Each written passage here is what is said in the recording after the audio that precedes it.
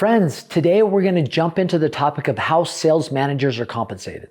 Understanding a compelling sales compensation plan that not only aligns the manager's goals and expectations to the company's goals and expectations can be extremely tricky. Without a good sales management compensation plan with a career path or an opportunity to grow, companies can experience high turnover, lack of employee engagement, and low performance. So how do you set up a compensation plan that solves all of those issues?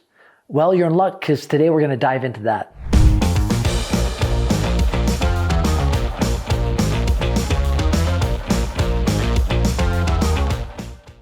So how do you compensate a sales manager?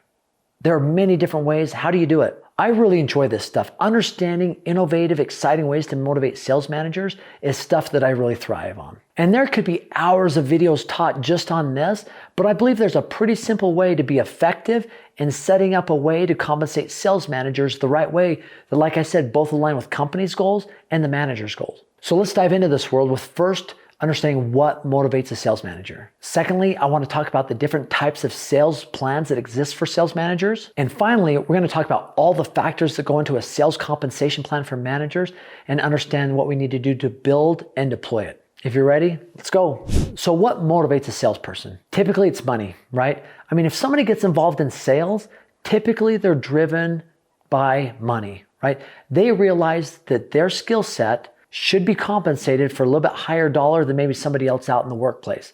So they go into sales. And they realize the harder that they work, the more that they can be compensated. Because in their mind, in a normal job, if somebody worked 30 hours or 50 hours, it might not make a big difference in their paycheck. But in the sales world, when you work harder and you have a skill set that you're continually improving, that extra hours put in can mean a whole lot difference in a paycheck. And many of these salespeople understand that, and that's why they're motivated by it. So yes, money is a driving factor when it comes to sales motivation. And a lot of times these individuals are highly competitive, right? They see that person above them or this person do it, and they say in their mind, man, if he can do it or she can do it, I can too. So they're very competitive. They also love an atmosphere that fosters fun, excitement, energy, that always has competitions or events. That is something that really drives these people as well and motivates them. Ultimately, they enter the field of sales because they believe that this is a path to take care of their family based on their skill set, and them putting time and energy and effort into their skill set is going to pay dividends for them and the family. So what are the different types of compensation plans that exist? I'm going to break it down from a salesperson's perspective, and then we'll talk about a sales manager, right? So first off, there's a commission only. Now, commission only sales plan, that is something that if somebody gets sales, they get compensated. If they don't, sometimes they don't get compensated. Now, you need to be really cautious about that. I've seen organizations that have done this before, not paid people when they get sales, but they require that individual to show up every single day. They train them, they manage them. And ultimately, I think there's organizations that look at that and say that's not right. Now, we don't do that within our organization. If somebody doesn't get sales, we at least pay them a base, right? But typically in a commission-only sales model, and the base might be really small, the commissions, the opportunities to make more money are there. So you're going to pay higher commissions if there's a much smaller base. The second way is base plus commission, right? If you're giving somebody a base, then your commissions that you get on top of that are probably going to be a little bit less than if it's commission only. However, when you do have a base plus commission, that base can't be something that helps somebody live comfortably. Otherwise, they're not as motivated, right? So the base should be there, but not enough to maybe meet basic needs. It should be able to inspire them and excite them to continue to get sales, because they know as they get sales, they're going to go above and beyond their needs and be able to make additional money. And finally, one that we've used in organizations sometimes, and it has to be done to the right individual, is a guaranteed minimum. So what is a guaranteed minimum? And this is something that can actually be used for sales managers compensation, and one that I really like for that, especially when you elevate somebody from maybe this position to a sales management position, because typically if they're being elevated, they might be taking on a new team, a new responsibility, a new account, and that can be scary. They might say, why would I ever leave what I'm doing right now, making great money, to go on this account that's maybe a little bit less known with this team that hasn't proven themselves? And so a guaranteed minimum sales structure for a sales manager can be exactly what you need. So this is how it works. First off, you're going to put a period of time in place, and I typically like to do 4 weeks. Over a 4-week period of time, you're going to guarantee that the sales manager is going to make X amount of dollars. Now, if they're the right person, if they're a sales manager and you elevated them, you moved them to that position, typically they are the right person. So you want to make sure that whatever that guaranteed minimum is for them, that's something that's going to take care of their basic needs, right? That they don't have to worry about it. If they put all this work in every week, extra hours by trying to build a team or a new account, that they're just going to be compensated. Because the last thing you want to have happen is they're building a new account with a new team, and then all of a sudden they feel frustrated and they get down, and then that account or that team never takes off. So if they feel like they are taken care of, then they're going to put in the type of energy and work that it requires to do that, because they know the upside will eventually get there. It just might take a little while to get there. And a guaranteed minimum isn't something you have to have in place forever.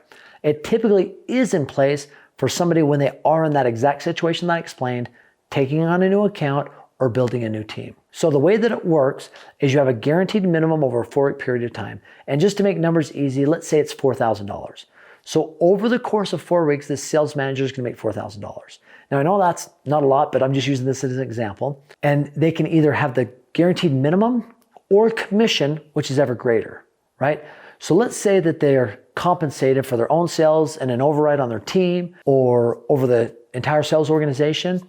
And let's say 1 week they make $1,500, the next week $1,500, the next week $1,000, and the week after that they make $500. So over the course of those 4 weeks, they made $4,500, but they're guaranteed minimum $4,000. They actually get to keep the extra $500. They don't owe the company any money. But let's say that there was a week where they just got started, they made maybe $500 1 week, $700 another week, $800 another week, and $1,000 the next week. So they're building and growing. They've made $3,000 over a 4-week period of time. You've guaranteed them $4,000, so you would make up that difference, right? And it works out well. I don't like to do it on a weekly basis because some people do that. But here's the challenge with doing it on a weekly basis. Let's say you're guaranteeing them $2,000 a week, right? And let's see, 1 week they do $3,000. The next week they do $0. The next week they do $3,000. The next week they do $1,800, right? So over the course of that time, you've paid them a lot more money than you would over a 4-week period of time, because there's going to be weeks in sales when some are great, some aren't so great. So a 4-week period of time usually evens that out to give them the opportunity to have the highs and lows, but still gets them what they need over a 4-week period of time. And so anyway, that's a great compensation structure that works well for sales managers, especially newly elevated sales managers.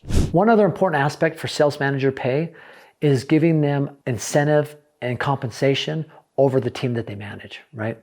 Now this can be tricky because it has to be a fine line of them getting their own sales and what the team does. Because you don't want them to just be able to make all the money for themselves and not focus on the team, because then that team eventually dies. So giving the right type of structure is really important. So what we've always done is we paid them for their sales, right? But we've taken out their personal sales when we compensate them on the global team volume, right?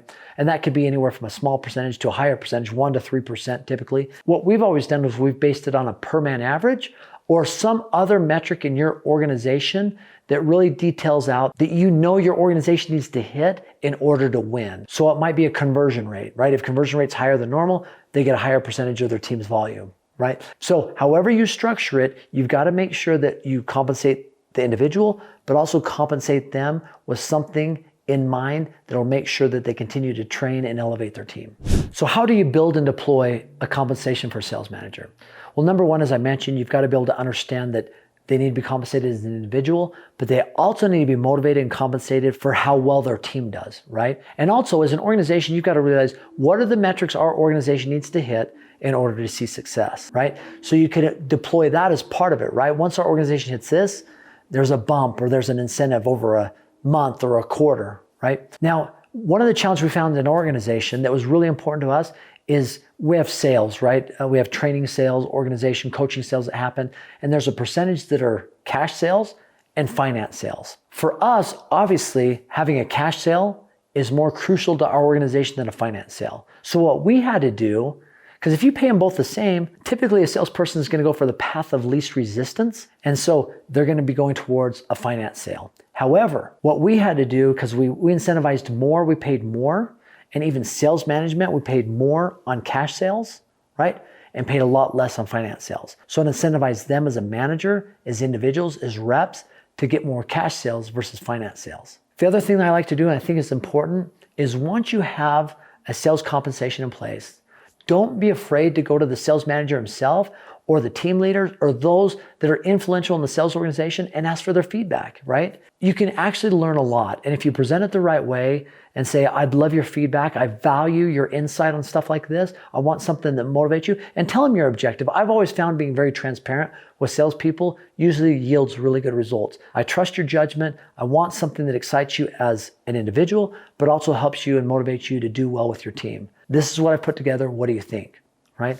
And I think that type of feedback can be valuable because we're not just talking about one team forever. If you build your sales organization, it's going to be something. If they've got buy-in to it and they've seen it and they agree to it, you're going to see a lot greater success. Now, these are things that I've done to compensate sales manager or sales individuals in my organization, but I'd be interested to see what you've done. I know there's a lot of industries out there. A lot of people watch this are from different sales organizations, but feel free to comment. I'd love to enter in a dialogue with you. So comment below and I'll respond.